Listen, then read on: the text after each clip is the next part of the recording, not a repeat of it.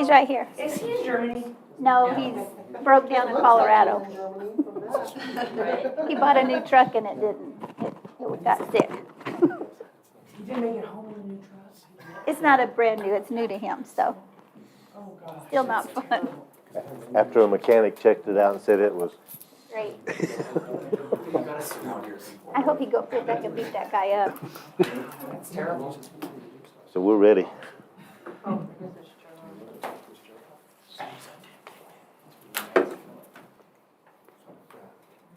We ready, Abe? I guess we're just waiting for, yes, we're waiting for RB. He said he's working on it, getting on it. Okay, all right, I'll go ahead. All right, welcome everyone to the special meeting of the Otero County Commission on Wednesday, May 8th, 2024. I'd like to call this meeting to order and have a roll call, please. Commissioner Markworth, Here. Commissioner Matherly, Here. Commissioner Barella. Here, And I need a motion to approve the agenda. I'll make a motion to approve today's agenda. I'll second. All in favor? Aye. Aye. Aye. Okay, so we're here today to have a public hearing to discuss hear comments and consider ordinance 24-01, an ordinance imposing a lodger's tax, setting forth definitions, providing exemptions, establishing civil and criminal penalties, providing for audits, establishing administrative procedures, and establishing an effective date. You want to start us off since No, any new we want changes? to talk about all of the changes. Can I come up? Sure. Yes, and Laura's not able to be here tonight. She's not feeling well. so.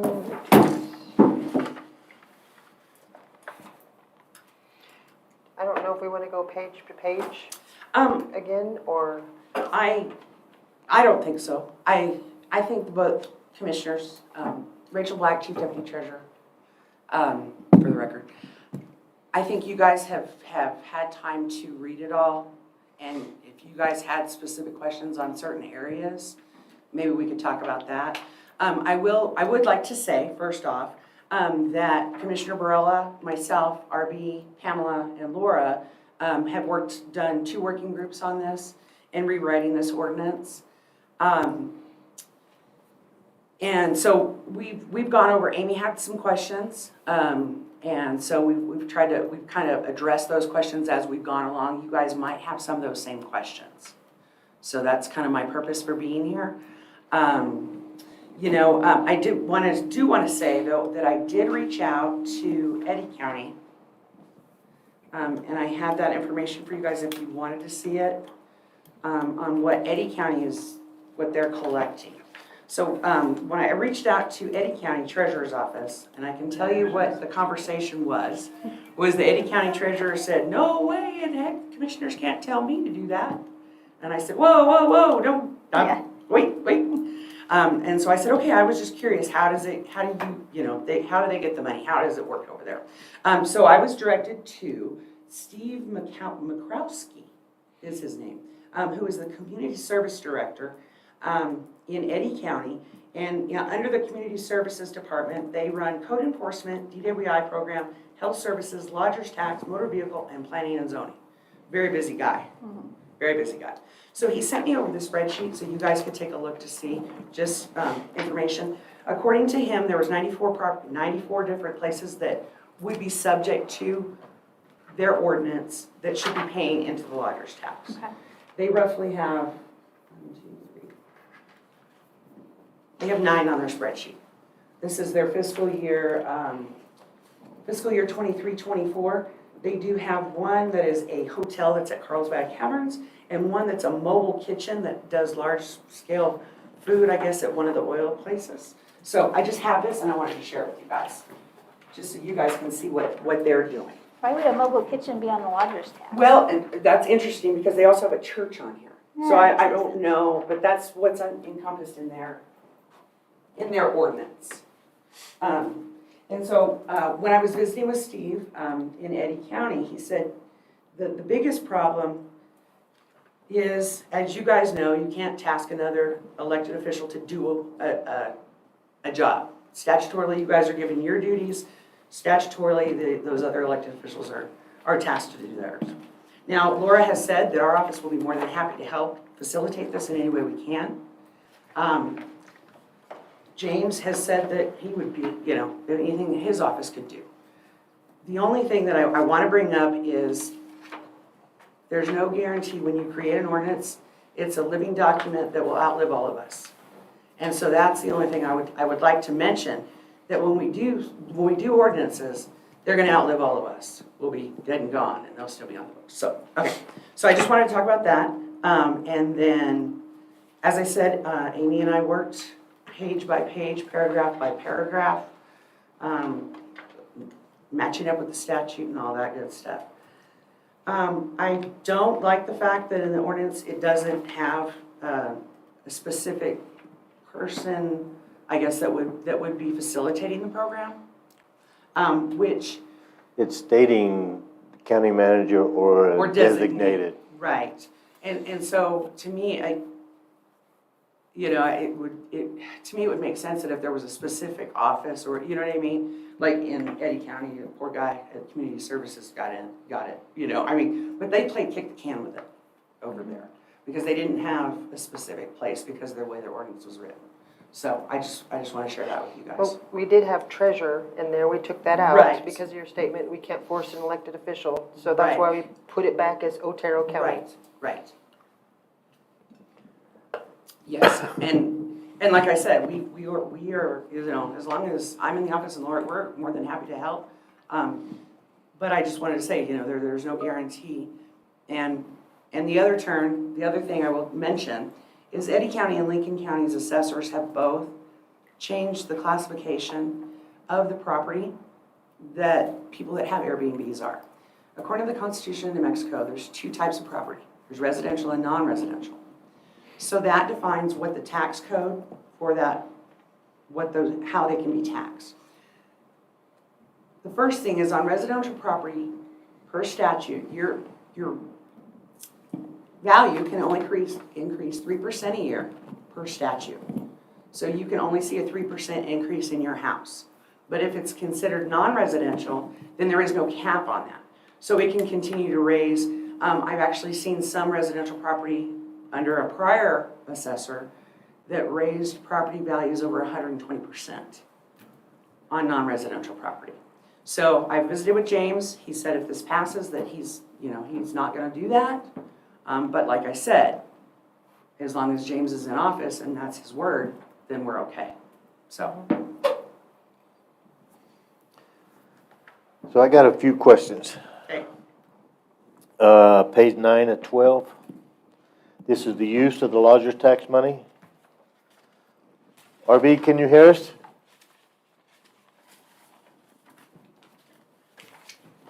Can you hear us, RB? Yeah, I can. I was trying to scroll to page 9 as well. Then get back to this. Okay, I'm gonna use your Cherry Festival for an example, okay? So in the use of the lodger's tax money, paragraph number 5, providing law enforcement, fire protection, and sanitation service for tourist-related facilities, attractions, events located within the county. I don't agree with the county having supplied security for a private event, sanitation, much less fire protection. Can you explain that?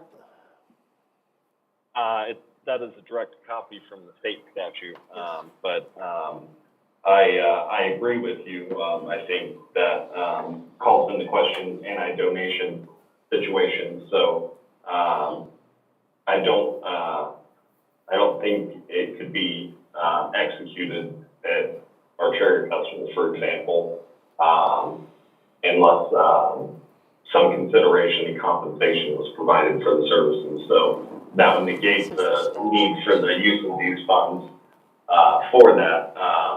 Where I see it may be applying would be the county fair, possibly.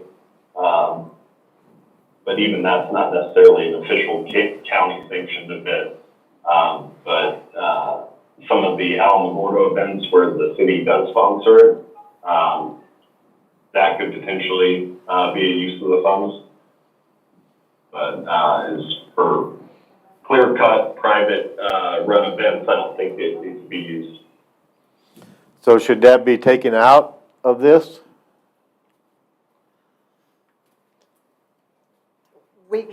Barbie, I can answer that for you. We can't take it out because it's It's in the state statute. But but the advisory board, if I got this right, the advisory board will oversee the grant applications, and then they come to us. And if they say that they want this, the advisory board says, hey, we want to do our security at the Apple Festival, then we can say, no, we're not gonna do it. And that's the oversight that we have. Okay, because I mean, kind of putting the county in a little predicament there. But it's the statute. I would like to remove it too, but I don't think we can because it is worded that way. Okay, and next one on number 6, providing the required minimum revenue guaranteed for air service to the county to increase the ability of tourists to easily access the municipality or county tourist-related facilities, attractions, and events, or. We don't have airlines that come in here. Yeah, hopefully. Well, yeah, I agree. But, again, that is, it's from, directly from the state statute, and, it's not a have to do, it's an option. So, it's always gonna come back to, as Commissioner Varela said, any use of the funds, requires, county commission approval.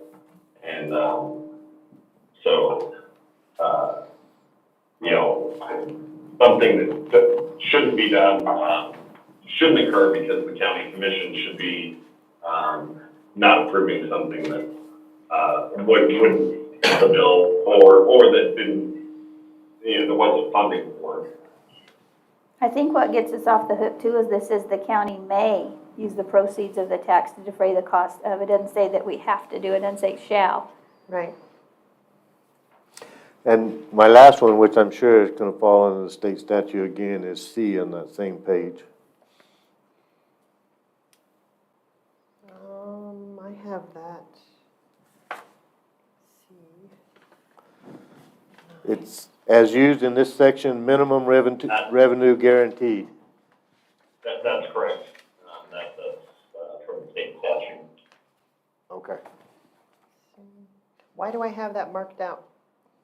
Rachel, do you have it marked out in yours? I don't have I thought I had my working copy. On page 9, I just have Amy? the newest one that RB gave me and not the.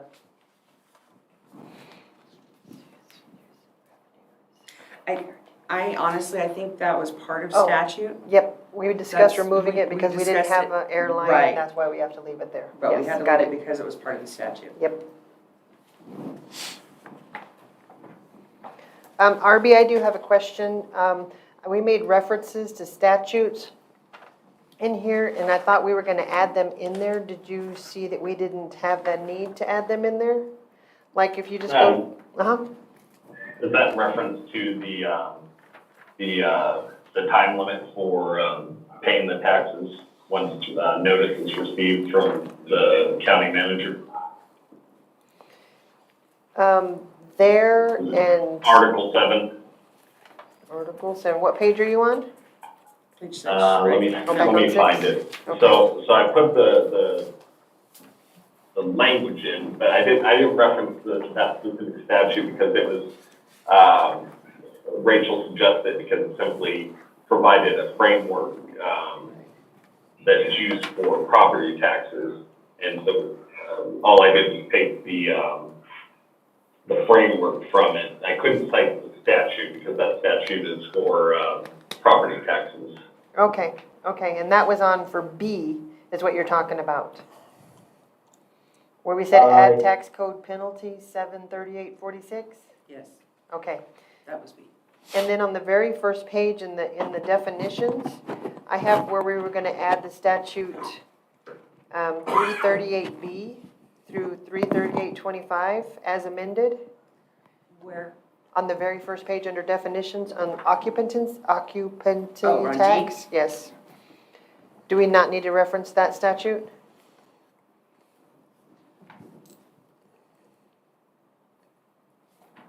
Where was it gonna be? On the very first page, definitions under G.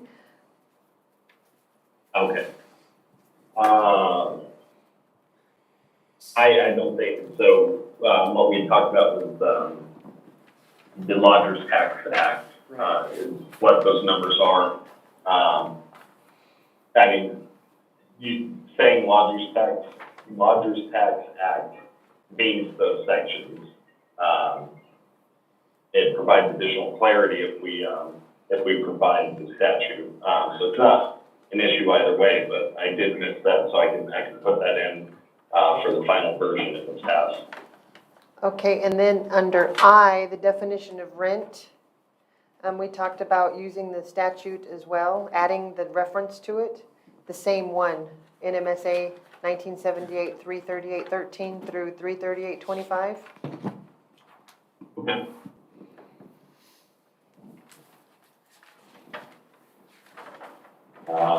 And the other, section you were just talking about previously is in 9A, 9 alpha. It's the last sentence, it says taxes they're not paid within 30 days after the date on which they're due or delinquent. Right.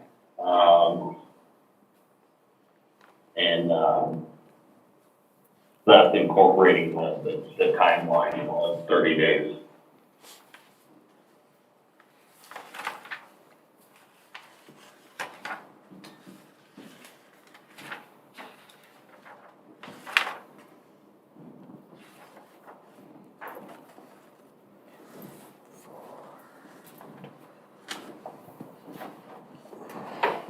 And and we went into long discussion about, because we don't have business licenses, issuing certificates when they apply, and we said certificates and registrations, and went back and forth on that, and we finally decided on a lodger's certificate, and then completely, I thought we were eliminating C and D on page 4. When you say your certificate, just like a business license, when you go down to the city of Alamogordo, basically? But we're gonna give them a So at little, least you're registered? yeah, we know that. We were, Commissioner Barella, we did redo all of that, and then Ms. Black, pointed us back to the statute, and that is what the statute says for the process, including C and D, and the terminology, that the statute uses, so we need to stick with what the statute says for consistency, even though it doesn't necessarily make sense, but that's the process that they have currently.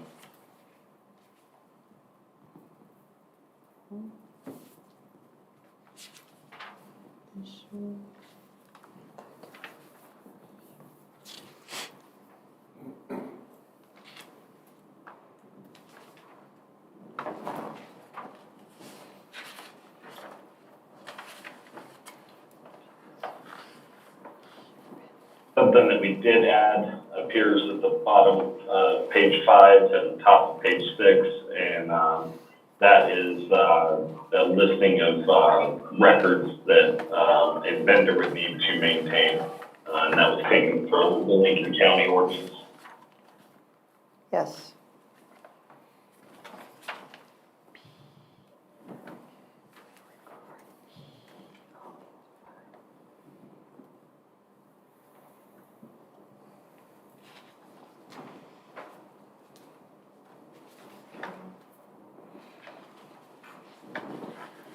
So I did miss the first 2 minutes of the meeting, and when I came on, Ms. Black was providing commentary, so I didn't hear everything she said. I will echo some of the things she said. My concerns with passing this is that we don't have a tourism department or a community services department or planning department, and in the absence of those, we don't necessarily have the infrastructure or logistics set up to administer the tax and track it. And I left the language vague with county manager or designee, because one of the ideas that we did talk about was contracting a third party to do it, which could be one way to accomplish it, but there's a lot of unknowns with that, such as what they would charge, and also in comparison to what this tax will bring in. We don't know that, and so going out to bid and getting a company to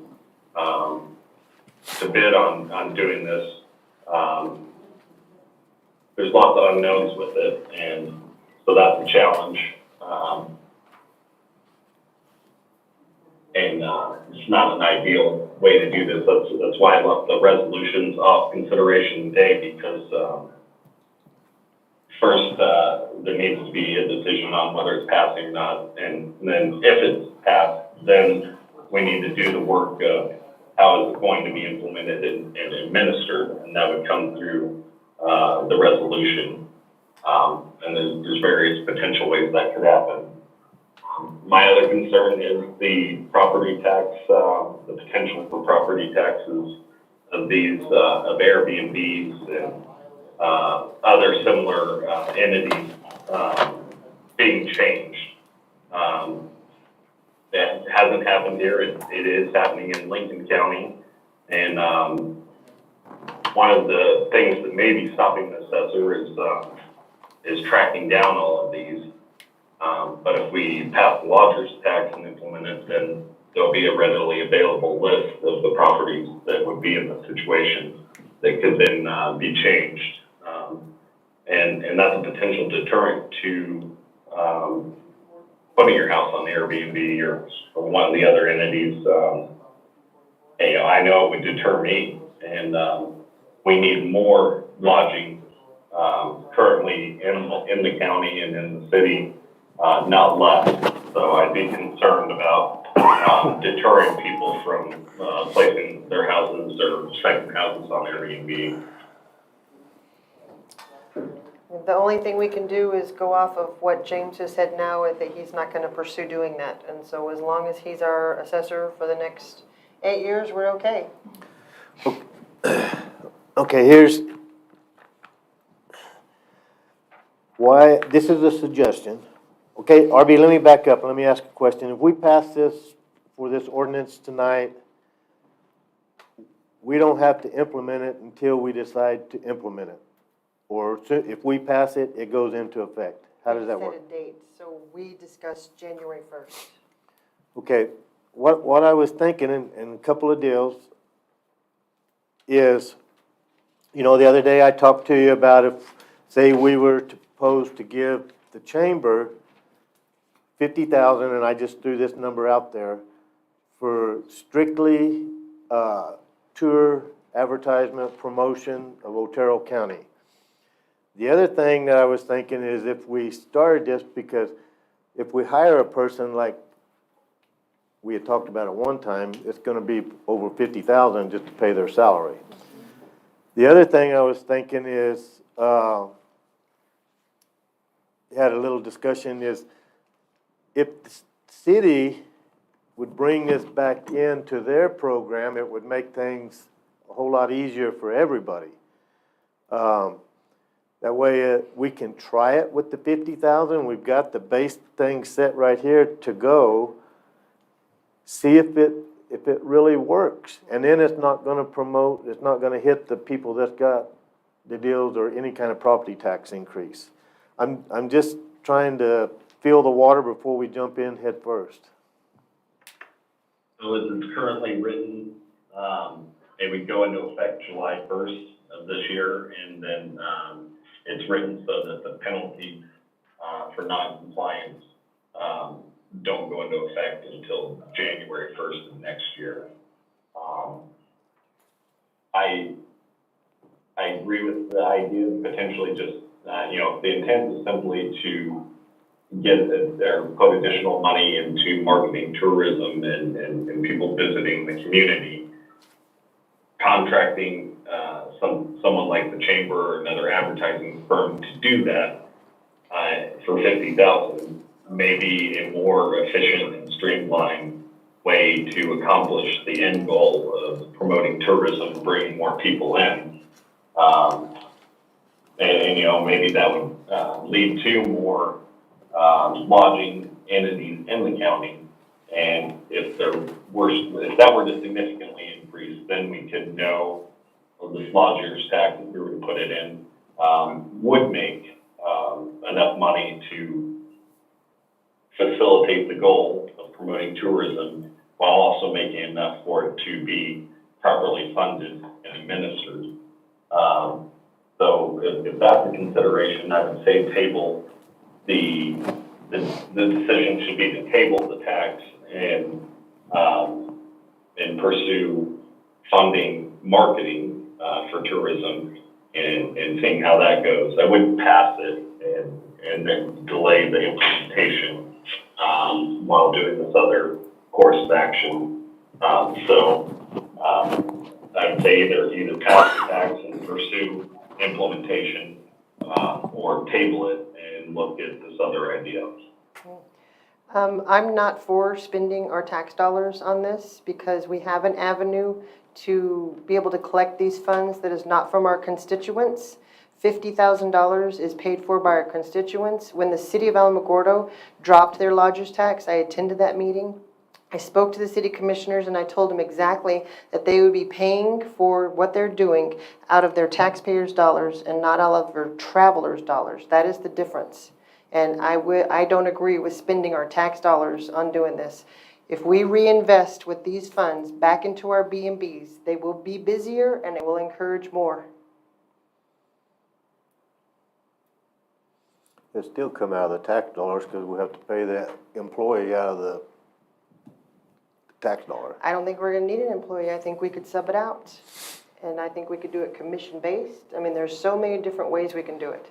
And I would never, ever want an employee to do a 2-day job a month for this right here.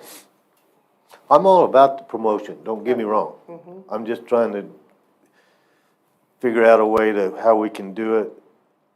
It would be great if everybody was in the game with us. And as far as I know, the city is reconsidering it. The difference from my understanding is that the city now has to go to vote to bring it back. They can't just, can they go to the commission or they have to take it to the voters? I believe they have to actually put it on the ballot. Yeah, I think now that they've done away with it, so that process is gonna take longer. Who said that? I'm sorry, that was Carl Mountain. I was just looking at him see if he knew because he was a city commissioner. I don't believe that's the case. Okay, And I'm not privy to conversations anymore, but Oh. I know one of the reasons the city did vote to remove it was because they couldn't spend all the money. And there may be information coming that second guesses that now, but to my knowledge, I don't believe it's as simple as just putting it on the vote. Carl, re-say that the city couldn't spend all the money? Is that what you said? When I was a commissioner, the information we were told is that we had excess money. We could only use it on tourism-related activities that the city sponsors directly, like the Balloon Festival. Right. And what we were told is the city ended up having a bunch of surplus swag and items to give out at these events that they just had a warehouse full of it, and there were no other applicable avenues to spend that excess money. Man, that's sad, because you could spend that money in man. 100 different things. yep. Statutorily, you're required to spend.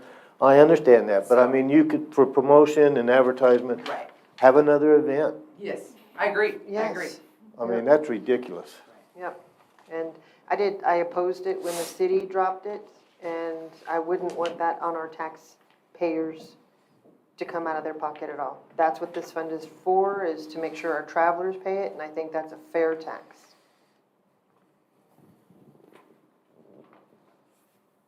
I've heard that the city would have to put it on the ballot to bring it back, but I have not seen, what statutory, obligation that is in reference to. I haven't seen it in the section that covers the lodger's tax, so, I would be interested to know, because, and absent that, I think they could just bring it back and vote for it by the commission.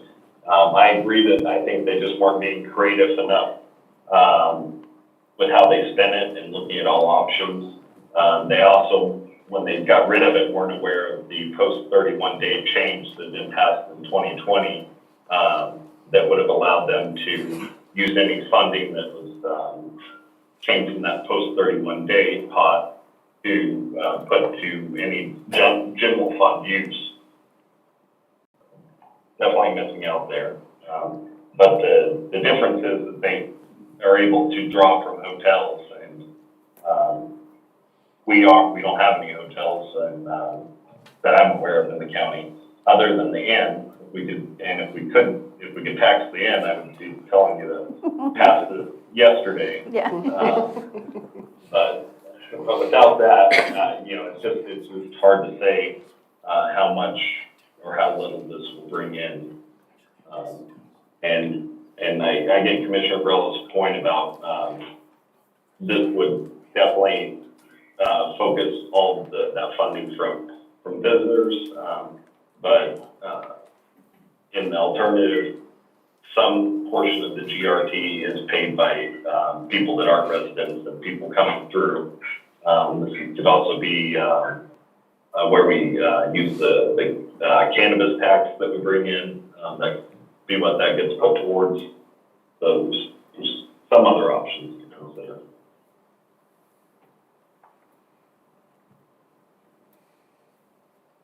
Okay, could we use this RB on the county fair?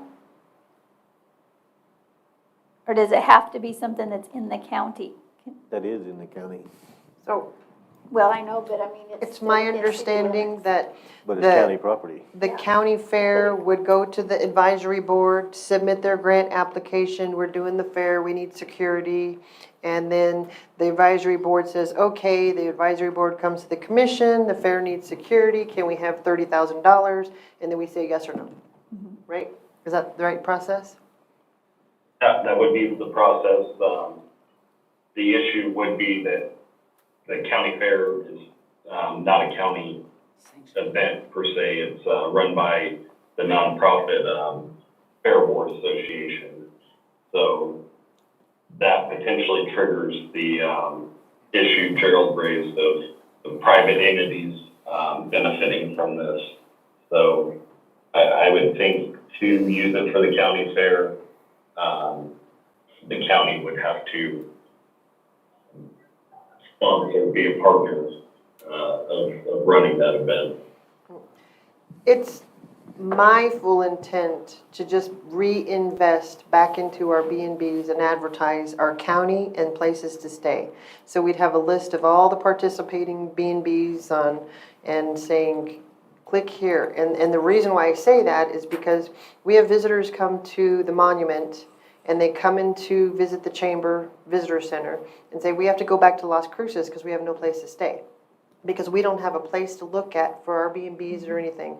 So we have a participating list of these B&Bs and RV parks and all that. Here's your list. Where would you like to stay? Look at this B&B. Look at this B&B.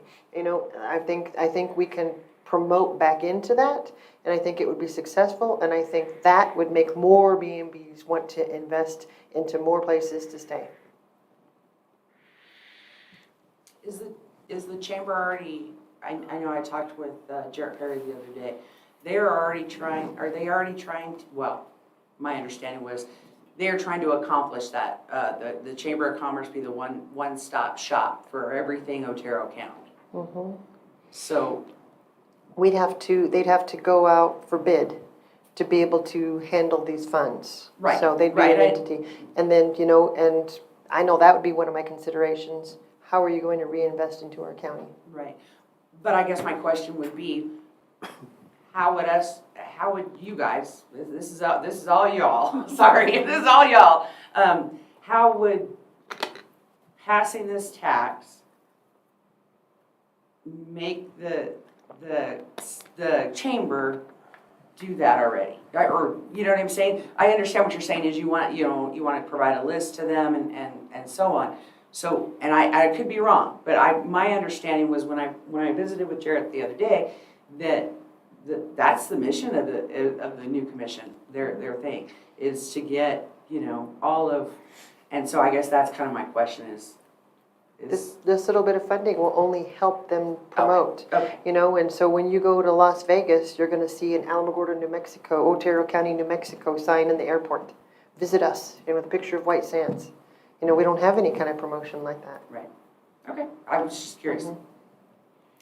So, one disadvantage to that, kind of the option I threw out there was we'd have no way to track it to see if it was benefiting us. Other than the revenue return. Do what? Other than the revenue return. If we see growth in the B&B's tax payments, we know it's working. Yeah, but if we didn't go with this ordinance and we went and just had somebody promote it, I don't know how we could track it, Right? because it wouldn't be charging a tax. Right?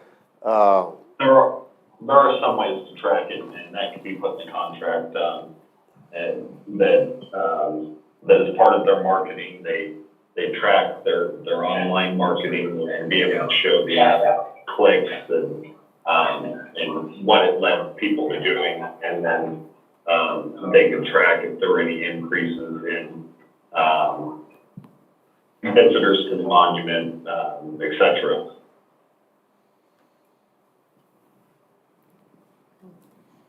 It's actually something we definitely want to, either way, like however we do this, and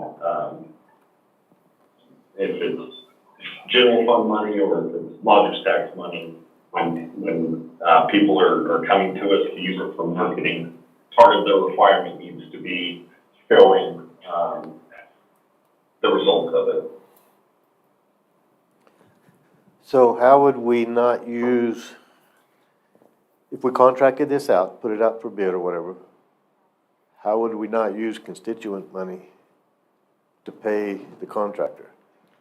My idea that was commission-based, and that would allow them to make sure they do their collections. They would give them the motivation to make sure all the B&Bs are turning in their reports on a monthly basis, and they collected this, and this is the commission they made off of this month, and that is how I wanted to set that up.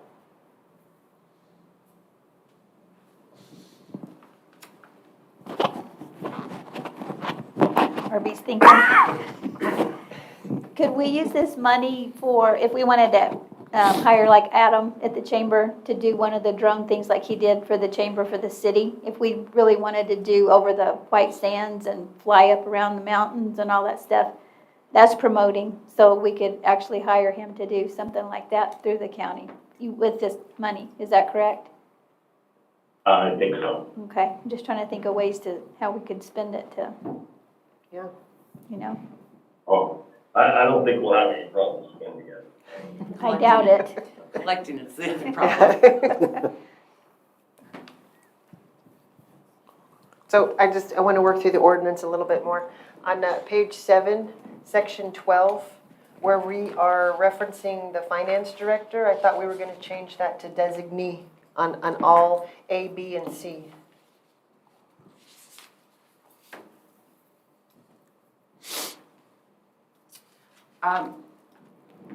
I thought, and forgive me if I'm wrong, but I thought when we were visiting that the audits actually had to be part of the county's yearly audit. So that would be a separate line item that our auditors that we contract with would have to fulfill the requirements of the audits. Yes, and I think that's why we changed it from the finance director from doing the audit to designee to the company we're contracted with. Well, and that could have been. I know that Julianne, well, when, I don't know if you guys know how our audits are done. I'll give you a little Read 'em. break. Okay, I was like, I don't, okay, so basically, so Julianne from finance is responsible for all the accounts payable, all the payroll, all the good stuff like that. And then our office is all the collection, so we got the, everything that we bring So our stuff balances with finance. And so when the auditors come in, they pull sample work and they match everything up. From when we got the money, to when it made it to the bank, to then where it flowed from there, what funds it went into, and then how it comes out at the other end when you guys approve the bills list to issue the warrants. So my understanding is that it would be a separate, just like detention. Do they audit detention? Do they No, audit- well, they do, just as part of the overall financial audit. They do take a look at different departments, you know, it's Okay. sort of each year they sort of focus on a different area. If we were to do something like this, if we would need someone or hire someone to do the audit for the lodger's tax, it would have to be a separate contract. That is not something that is included in our just general annual financial audit. So we would need, I mean, we could use the same company perhaps, but it would be a separate expense. That could be, I'm assuming, paid for from the lodger's tax funding, so. We could amend our current contract to add that service, with our contracted auditor. But that's why I left it financial director or their designee, is, I saw, whoever the auditor is being, falling under a designee as the finance director. So then do you agree that A, B, and C, everywhere that finance director is, that we just add finance director or designee then? That's what it says. Am I, where? That's what mine says. Oh, you know why? Because I'm looking at my rough draft. Girlfriend, look at this one right here. Sorry. Yep, there it is. There it is. I'm like, that's pretty sure that's what it is. You're putting me in a spot there. I was trying to figure out how to answer that. Sorry. I'll look at the right copy now.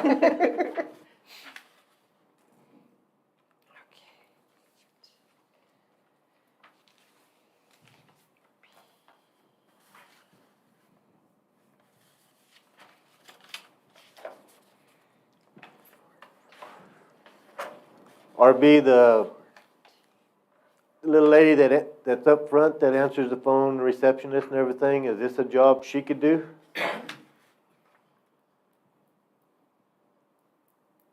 Being we're already paying her? There's nothing saying that she couldn't be the person doing it, but, whether, I don't know what all those duties are assigned to that position, and what they're able to, how much workload they have. That would be probably something Sylvia could potentially answer. But there is nothing that says that couldn't be the person designated by the county manager. Because what is it gonna pertain to? You guys are smiling over there, so what's, Well, my only objection to that would be is that she doesn't have an actual office and that she's sitting up front and anybody walking up, if she's in the middle of a transaction or trying to get something accomplished and she's interrupted by people, I would hate to just put her in that position. And just to give you an example, we had her helping with backgrounds for HR, for new hires. And we had employees that were hanging out while she was doing the calls to get references and stuff, and it was just kind of awkward. That would be my only objection, is that she can't close her door to get something done. She's sitting there and she's kind of exposed to the public. Well, you guys have a door and a window. Yeah, and they can just easily walk beside her and just sit there and wait for her and listen to the entire conversation. So that would be my only objection.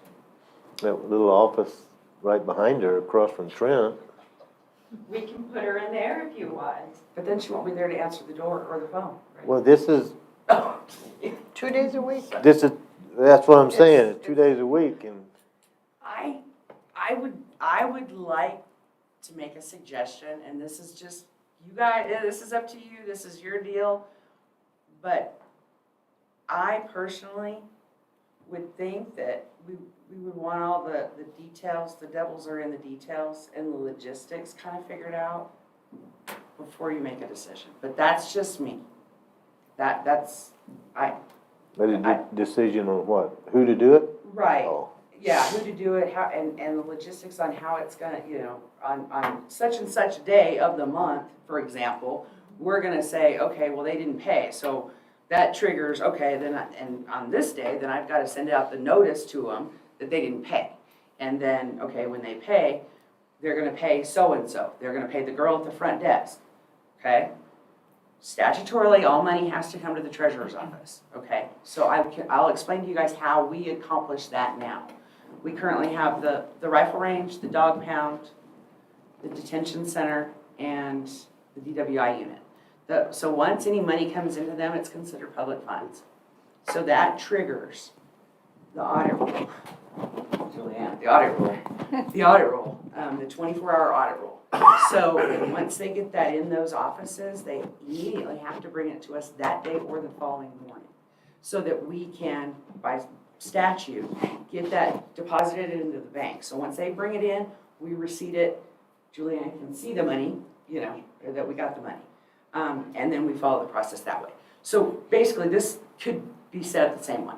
So whoever the county manager designates or whatever, those procedures could still, that would be the way to accomplish it. And that's exactly how I envisioned it after I Right. said they didn't want to handle it. That's Right. when I thought, well, So- they'll just receive the money and we'll do the reports. Right. We'll figure that out. I kind of like the idea of the front desk doing it.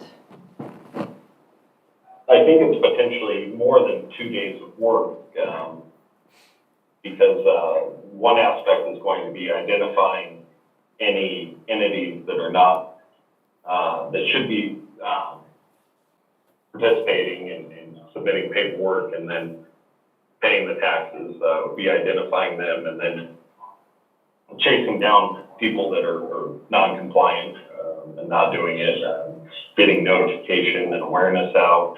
And then I guess the payments will only come in on the 25th and there'll be the processing of those. But then other days, grants or funding requests could be coming in at any time and need to be addressed.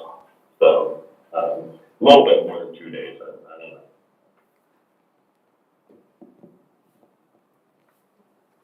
know. What are your ideas, Julianne? Because you know that it's more work than it ever seems like it's gonna be. True, and I was just looking through the requirement of DFA for the quarterly reporting that we have to do. It looks like they're preferring to have the expenses tied to specific events. I don't think it's mandatory you do it that way, because if you do have, you have to identify what type of an expense it is for each expense. Is it administrative, promotional, non-promotional, convention center, hospitality, or late fees? And I guess that would be the revenue as well. So, yes, it would be a lot of work. I don't even really know how much it's gonna be we don't know until we get into it. You did approve for me to hire an accounting technician. I don't know, that person would also have other duties that they would need to handle for finance. Maybe a collaboration between, front desk and that person who I was actually thinking about putting in that office there right next to where Kylie is at the front. Until we could get to the point where we perhaps have enough money that we could potentially hire someone who's like Otero County's marketing person, who could be the liaison between anyone who wants to request funding with the Chamber of Commerce or whatever. Maybe that one person could handle all of it. Once we get a little money in, that's kind of what I'm thinking could potentially happen. I don't know, I still need to think about that. But it might need to be a collaboration between a couple of people. As far as, keeping track of the entities that have paid, haven't paid, all of that. So I think if there's a couple people who understand how that process works and are kind of looking over each other's work and making sure everything is done, that would be helpful until we can get someone who could do it full-time. You asked for a person. I did. I'm Could this pretty sure you person guys do that too? approved it. For an accounting technician, for next year's budget. And that person would be my backup for accounts payable. I don't currently have a backup for AP. I have one for payroll, but not for AP. And that person would handle, Commissioner Barilla saw all the binders on my desk this afternoon from all of the grants, the legislative grants, and keeping up with that and submitting the reimbursement requests it's actually pretty tedious because of all the little pieces that you have to pull together to submit to them. I have to get cleared checks from the treasurer's office, and Amanda, by the way, is amazing with that. I send her a list of 10 to 15, and I swear within like 2 minutes, she's got them all back to me. I don't know how she does it. She must have superpowers. But there's a lot of little pieces that go into that, and it's very time consuming. So if I had, that person is who would be designated to work on all of that. Well, I would suggest that we keep whoever is doing this in the accounting department, because they're gonna be handling money, and we need some checks and balances, and I think that would be probably better. Well, there's gonna be journal entries and stuff like this. It's gonna be a basic accounting deal, right? Or a bookkeeping deal. For the most part, yeah. I think the I mean, hardest part would be the collections side of it. Right. Yeah. I mean, and the thing is, I do bring checks over to the treasurer's office almost, every couple days, sometimes daily. Yeah, just about every day. Well, no, what I'm saying is they don't come in every day. When they come in, I bring them over. That's what I'm saying. But we do receive checks in the admin building that they get sent to me, and I make sure that I code them with the proper deposit location, whichever fund and line item they need to go to, and then I bring them over for those to be deposited. Like I said, we don't get them every single day, but when we get them, I bring them over. So that is something that finance does handle.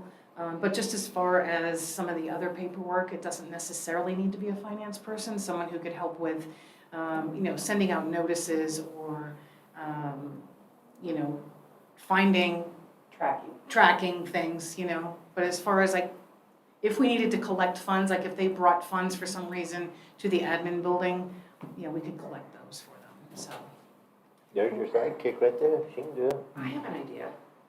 Just throw it out there. How many employees do we have at the rifle range? Oh, my gosh. Just kidding, I'm sorry. You know Mark is listening. I know.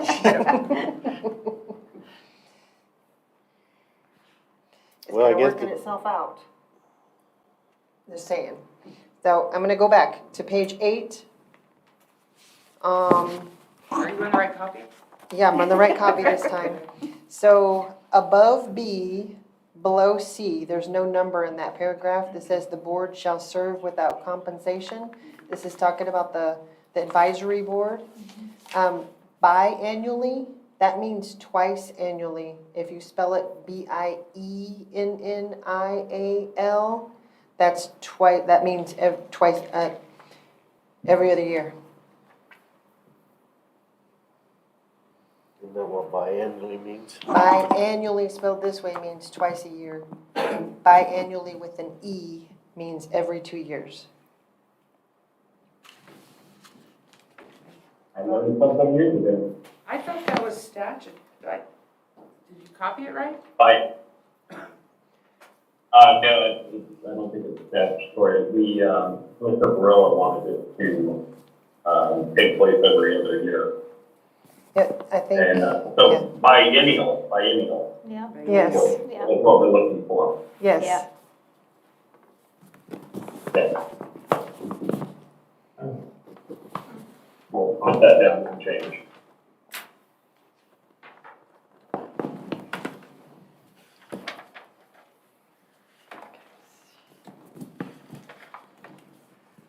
And so we mentioned earlier about this being in effect July 1st, and I thought that we said that we would do it January 1st, just while we figure out the process.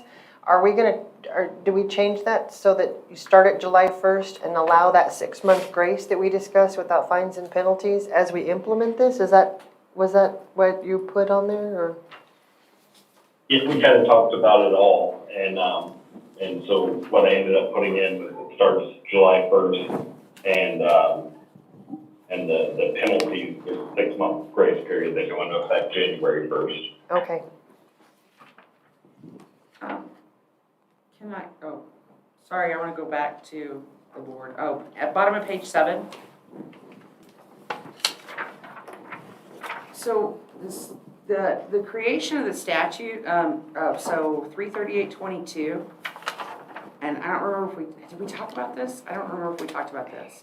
The chairman of every county commission that imposes an occupancy tax pursuant to the lodger's tax shall appoint the 5-member advisory board, and then it goes on to say what those people are.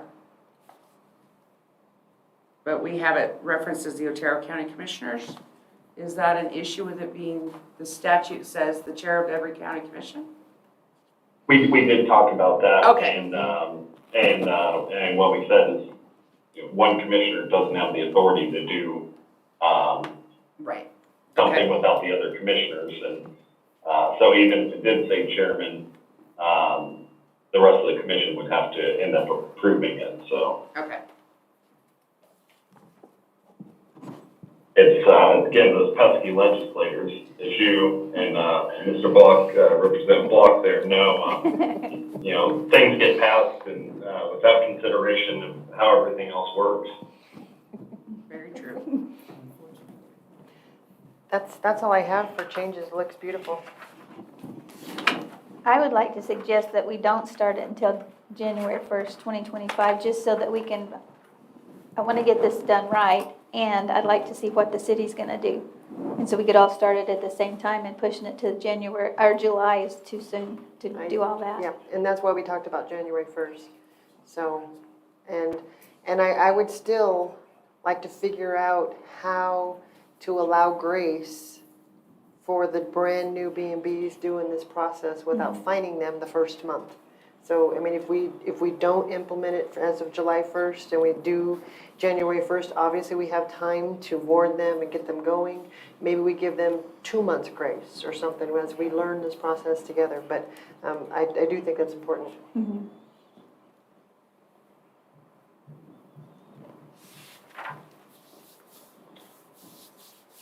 So the current draft could be amended, to say that it will go into effect January 1st, 2025, and, then there could be something to the effect of, fines and penalties go into effect, 60 days after, the ordinance is in effect. Yep, I think that's perfect.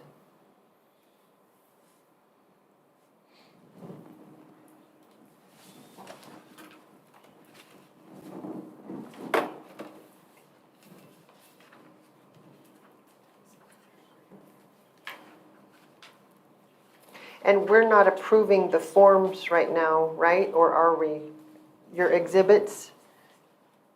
Where we're not, so the ordinance says that, the method of administration and everything will be passed by resolution, and also that the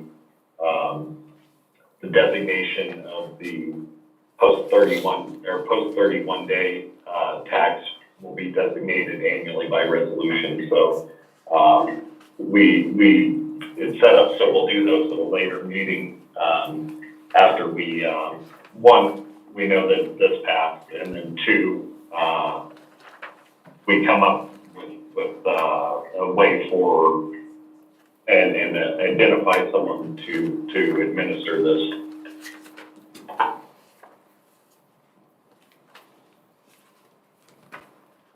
So right now, those forms and everything are just, a suggested, way to accomplish it, but, whoever's entrusted with doing this, if they come up with something better, then that can be considered by the commission and approved with the resolution. Okay.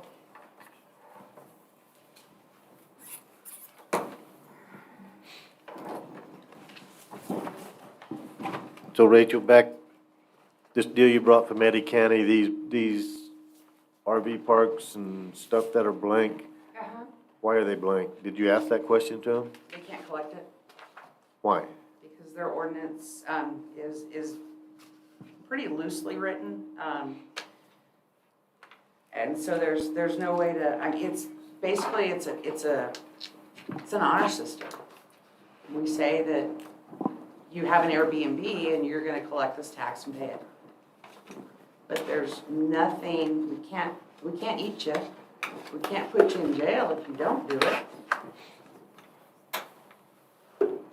So, for instance, let's talk, one of our ordinances that we have. So we have an ordinance on the book that was passed probably 8 years ago, maybe a little bit longer. And you guys probably don't know about this ordinance. But what this ordinance does, I'm sorry, was I interrupting? What the ordinance does is it says that you cannot move a mobile home in the county without obtaining a moving sticker permit from the county treasurer's office. State statute says you have to get a tax release, you have to pay the taxes. Anytime a mobile home is moved in Otero County, that's state statute. So several years back, it was when Commissioner Doug Moore was a commissioner. I don't remember if it was Grace Gonzalez or if it was Kathy Prather that was the treasurer at the time. But there was this great, amongst the affiliate. Everybody needs to get this in effect so that we know if we see a mobile home passing through Otero County into Lincoln County, and it's got a big old green sticker on the back of it, we know they've paid the taxes. So the ordinance was created. But who enforces it? We, at the time, had the cooperation of the county sheriff that was the county sheriff at the time. And he says, you know what? I'm gonna have my deputies, while they're out in the field, if they see a mobile home moving down the road and it doesn't have this big green sticker that says Otero County and with a date on it, they're gonna pull them over. So that's a fine example of an ordinance that we have that has gone on, but it's really not enforceable. And so at that point, they were supposed to pull them over and they couldn't move that trailer house until they came in, paid the taxes, and got the permit. So this, in my mind, is kind of the same way. So that's why Eddy County is not, like I said, they have 94 entities that should be according to their ordinance. But how is it enforced? And the other thing too on here, so if you take off, Gerald, the hotel in Carlsbad and the mobile kitchen, so if you take those two numbers off, the total that they've collected for fiscal year 23-24 is $2,988. So that's the importance of having a good ordinance, because it has the effect of law, it has the teeth.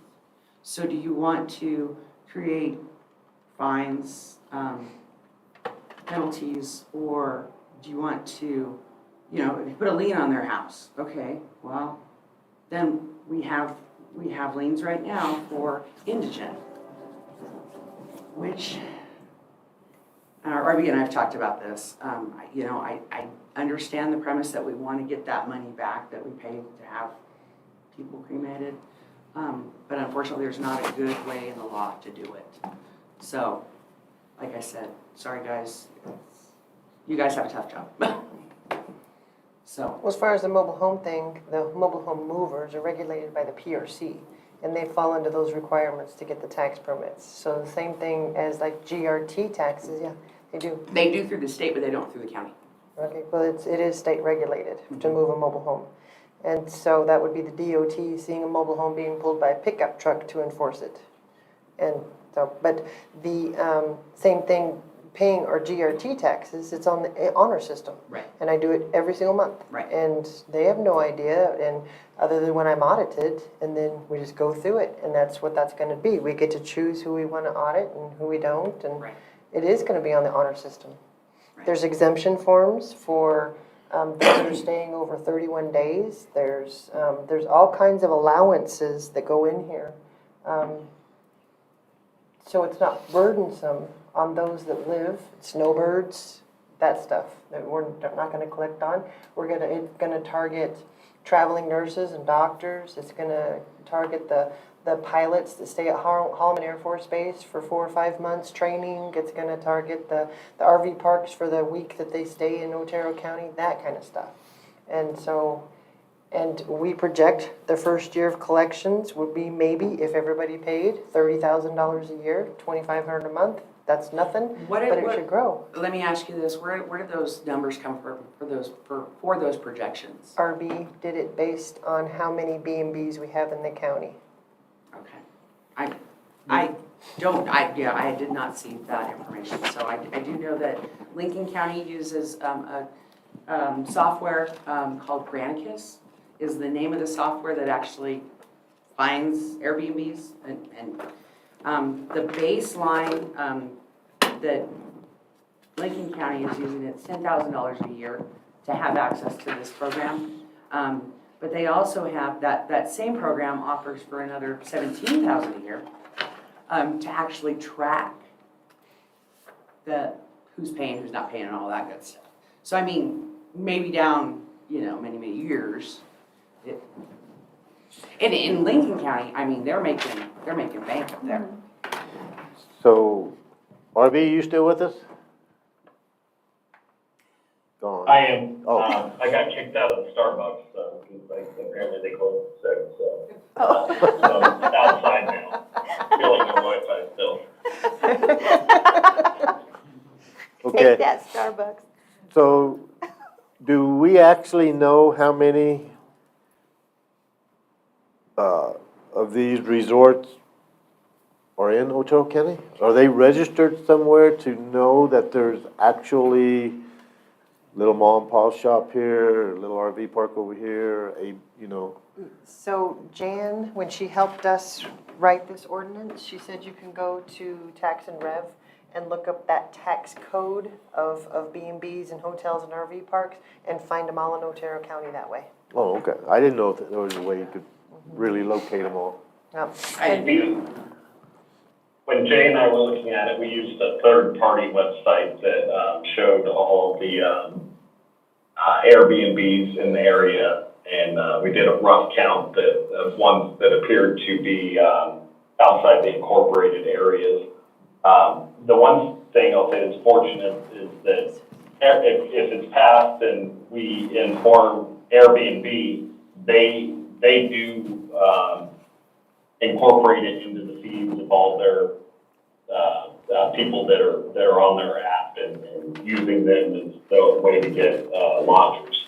So as far as the Airbnb portion of that they pay the money, so they collect it and pay it. So that should be fairly straightforward.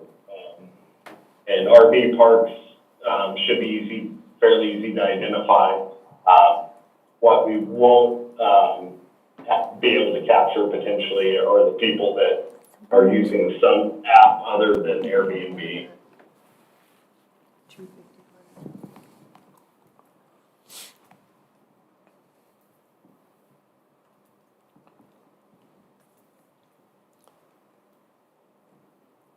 So RB, what's your recommendation we do now? Vote.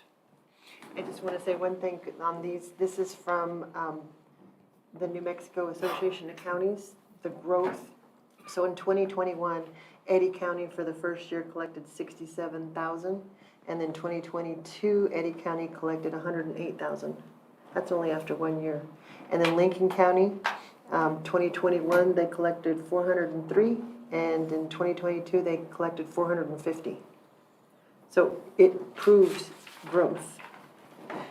And then this is what RB gave us before, based off of this 251 number that I get. So this includes all the RV parks, the hunters where they stay up there, all of that. So this is the revenue, 27,575 we could get for our first year if we do it right. So, out of that money right there, that's the lodger's tax, I'm just talking out loud, that comes in, 27,000. We have to pay a person however many days, and we have to figure out how to promote and advertise. It's it's just simple accounts receivable to me. I mean, I think once we get the system in place, it'll be, Yeah, that's, my only thing is just, if it'll, the whole thing is promotion. That's our goal here, to try to promote Otero County. $10,000 to buy a billboard for what, maybe 5 months in Albuquerque, come visit Otero County? Yeah, and I'm sure there's 100 different ways of advertisement, but. I don't know if we want that. That's not- You're I'm reading my mind. I'm not just saying, I don't read billboards, so I'm not a billboard person, but. I think he's talking about the people from Bernalillo coming Oh. down here. That's where my mind went. Let's go the other direction. Come on. RB, do you know what the cutoff is when it's not considered, for the lodger's tax, when it turns into, just basically a short-term rental into somebody's here for, a year? They're 30 days. exempt. It's 30 days, It's yeah. 30 days. But So then, anything over 31, once it hits the 31 day for the statute, then it goes into the long-term rental classification. Unless you're traveling for work, That's, yes, yes. so. no, it is for work. If that's the If you're- case, if you're renting an apartment, If you're traveling for work and staying in a short-term Airbnb, then you would be subject to the tax as of from the 31st day on, for how many ever days. right. But if you're renting an apartment, You would not be. you're not gonna be charged the lodger's tax, which No. makes sense to me. But if you move in an apartment for 6 months, but if you're renting somebody's Airbnb for 6 months, what's the difference? Statute. Yeah.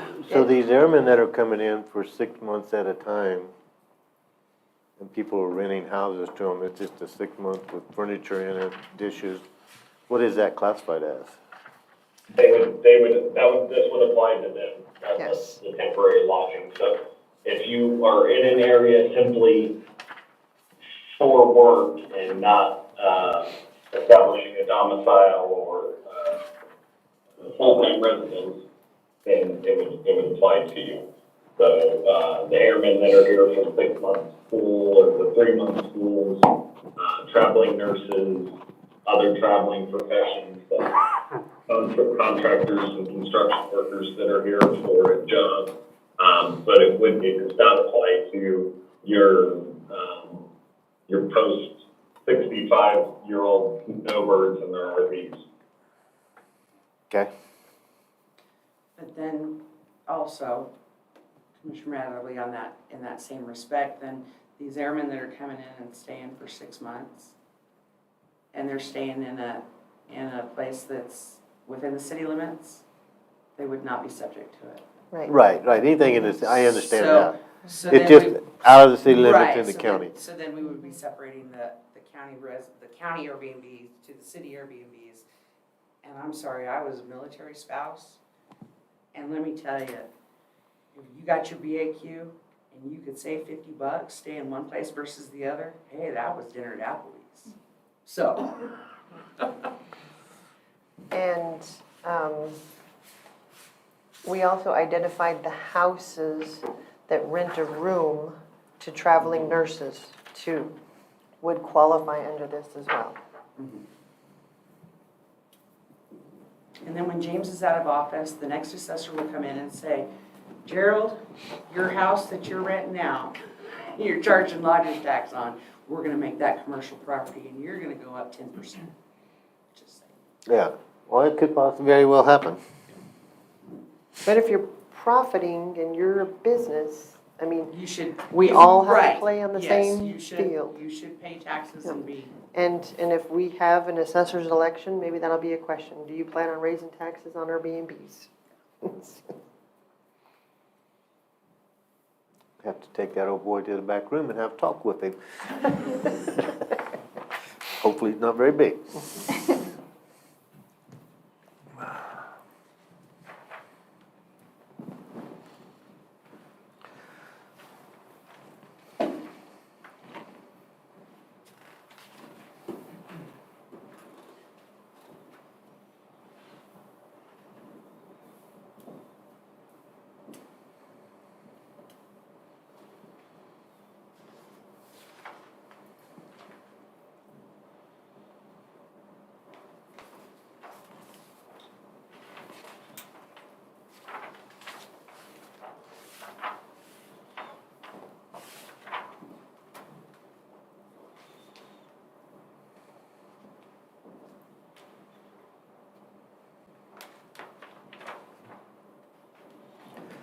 So RB, Yeah. if we vote on this tonight, it passes tonight, you're looking at it starting January 1, correct? But it would really implement, That's what you all wanna do. but it would really implement and start July 1st? No, not It wouldn't start until January 1, January, okay. Yeah. And then with a 60-day grace for everybody to go through all the bumps in the road while we work it all out. We'll have a plan, obviously, within 6 months, but I mean, I believe that there will be some bumps in the road as we implement it. And I don't want to penalize them while we work it out. Well, I'm sure a bunch of them understand it. I went to the ones that I knew of in my district, and the RV parks and everything, and there was only one that opposed, and there was only one that was concerned for their full-timers. And once you explain it, then they don't care. They were all okay with it. I made phone calls outside of my district, but I didn't travel outside my district to ask them. If we collected any fines, would that go into the general fund, or would that stay in this lodger's tax? Do you have any idea, Julianne? I believe it stays in the lodger's tax for statute.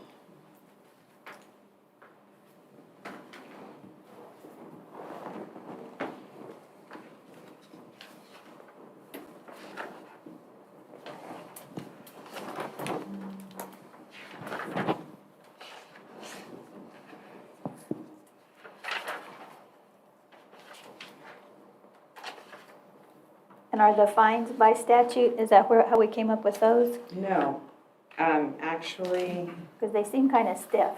We actually reduced them.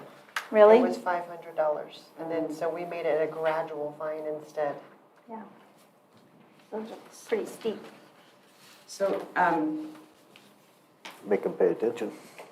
so in the 33818 is a collection of the delinquencies.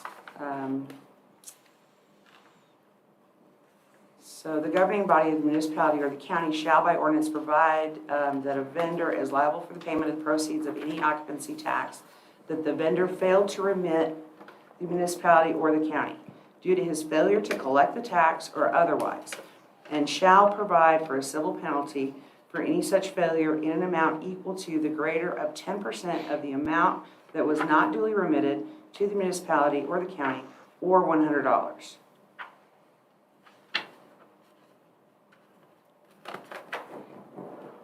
Then there's the criminal section, or a little lower, that says, punishable by up to 90 days in jail or a fine up to $500 or both.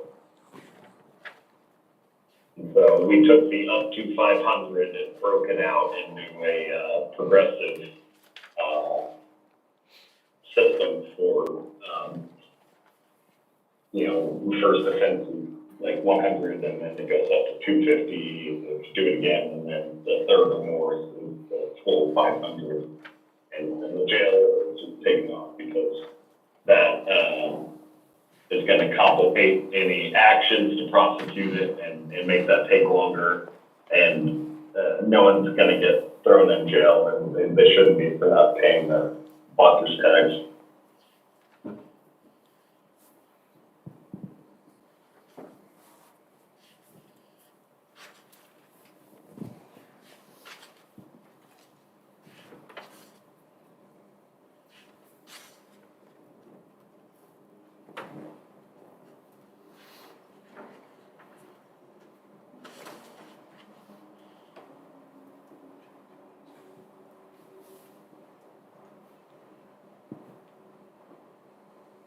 The terrible words of Nancy Pelosi keep popping into my head.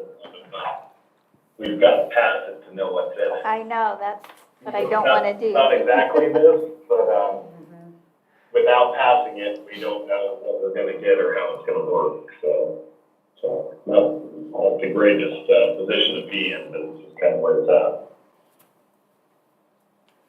So when we met for our little work sessions, we talked about liens on property and stuff like that. I know we didn't come to a decision for that, but I just found in section 338, 17.3, where it says the Attorney General or the district attorney within the jurisdiction of the county is the actual enforcer.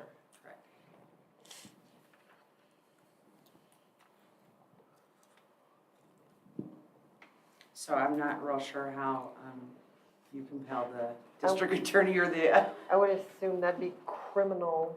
yeah, not- I don't know how you would compel them to do that, but That's what I was gonna say, like, they didn't even prosecute some of our misdemeanor offenses, at the magistrate level. So getting them to care about, this, is unlikely.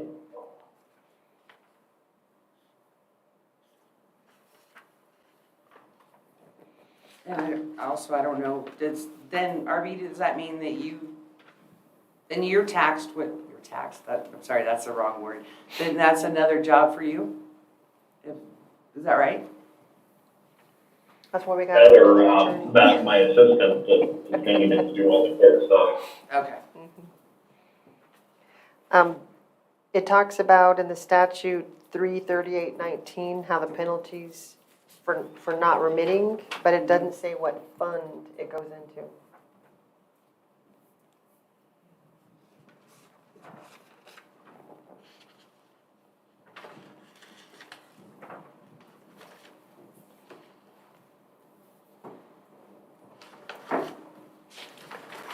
You'd think it'd have to stay in the lodger tax fund, because that's all part of it, any funding to that.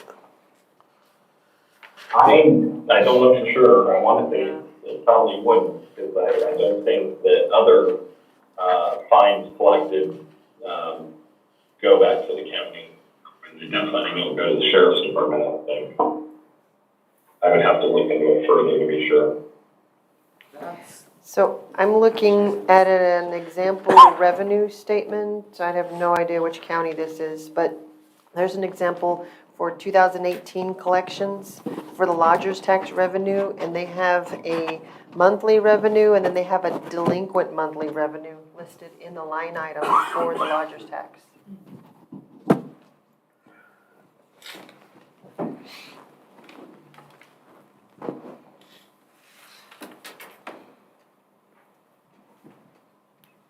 The delinquent amount would definitely go to the lodger's tax fund. It's just the fines. I don't think the fines would.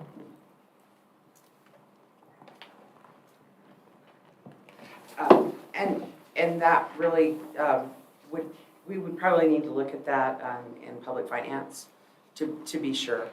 That's chapter 6, so I don't have all chapter 6 with me, I'm sorry.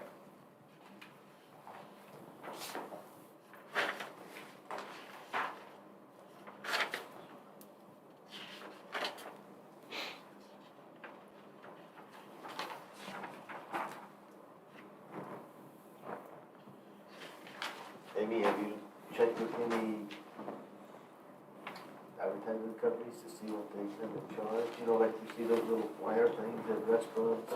So what Jan suggested, that previously that the city's advisory council, it talks about having somebody in the business industry and somebody in the media industry and all that. And she said the asset of having somebody on the media is that they know those expenses of advertising. So when we just get that far and designate our board, they had previously Bob Flott on there. And he knew how much the advertisement on the tables and everything was.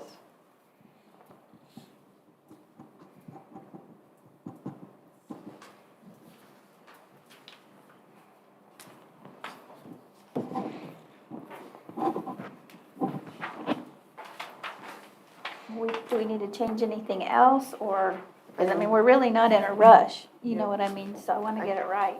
I didn't see anything else. I seen all the changes that we discussed, perfect. Just a couple of those spelling and.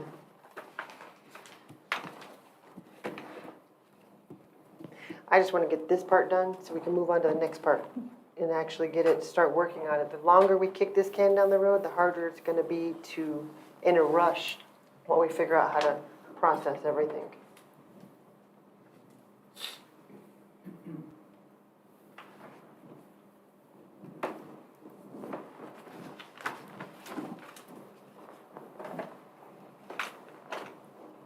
So we're gonna change this to biennial, Yes. because we don't want to do that twice a year, good lord. Right.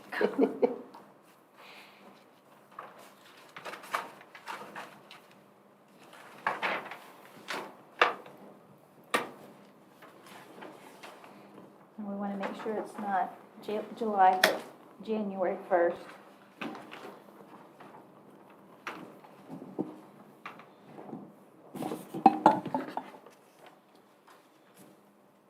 Is there anything else? Did you have any other questions? So in here, does it say anywhere in here that, I didn't read it, but where do you get the funds for your advertising? Is it, we only use the funds for what the lodger tax revenue generates for your advertising? Or do you go to the general fund to get more money if this doesn't? There's gotta be somewhere you get the funds from. We don't grant the funds until we have the funds. So we'll have grant applications, and then they approved by the advisory, and then the advisory says they want $100,000, and we say, we don't have $100,000, you have 5. That's, that's until we get it built up. When Eddy County created their ordinance, their commission actually funded the lodger's tax. They put in $50,000 a year to the fund to start it. And from what I'm understanding, they've never been able to recoup it back into the general fund with the expenses that they put out. So Eddy County, they have that in their budget every year that they fund lodger's tax, $50,000 out of the general fund, so that it's available for those people that, want To do the advertising. to do the advertising or whatever their events are or anything like that. But that's how they do it there. I'm not saying you have to, you don't want to do that here. You would set it up with a 0, like Commissioner Umbrella said, and, if somebody comes in and says, I want this, and you're like, sorry, there's $2, I mean. Right. We've So- got to let it build up. Right.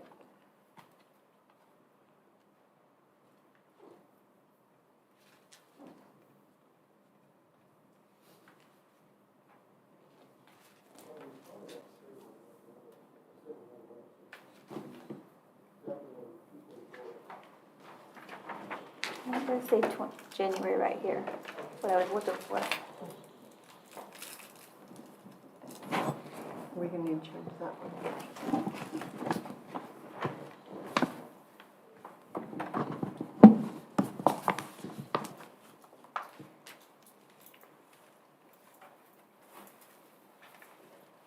So the changes I'm tracking are in the 2 spots in the definitions, adding, the statutory members, to the 2 places where Lodgers Tax Act is mentioned, and then changing biennial to biennial, and then changing the start date for the ordinance to January 1st, 2025, and then, putting a delay in the enforcement of penalties for 60 days. Yes. So it'd be like March 1st. We Yes. probably need to put a date on it. It'd be March 25th, right? Well, you do January, February, that'd be 60 days. So March 1st would be, if you're gonna start at 60 days after the implementation of the tax, right? The taxes are due on the 25th, so how do we?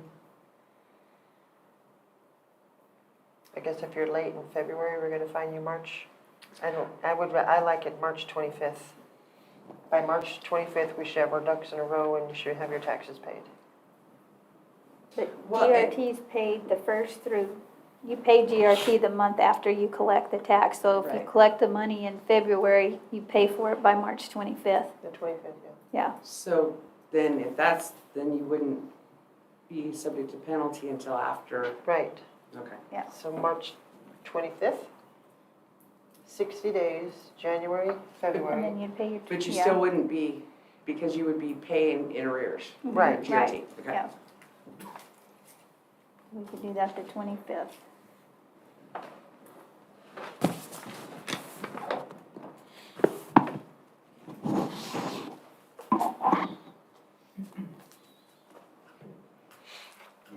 Well, let me think.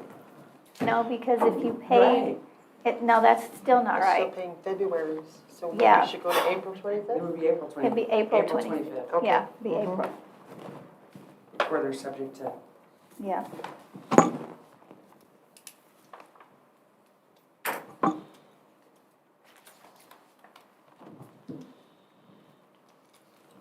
Do we want any public comment?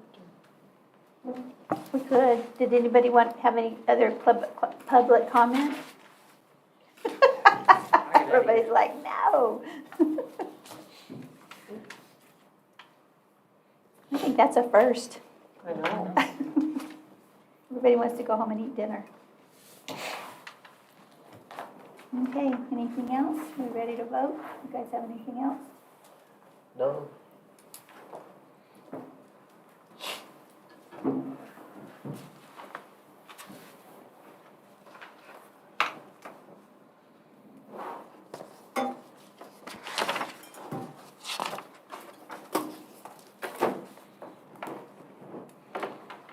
Okay, I would like to make a motion to approve ordinance 24-1 with the changes that we've discussed. I'll second it. All in favor? Aye. Aye. Aye. All right. We are adjourned. Yay. Thank you, RB. I hope you make it home okay. You got my number if you need me.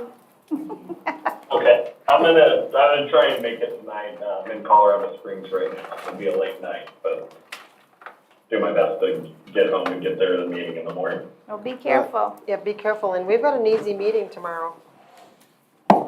We'll call you if we need you if you're sleeping. Okay, that's fair.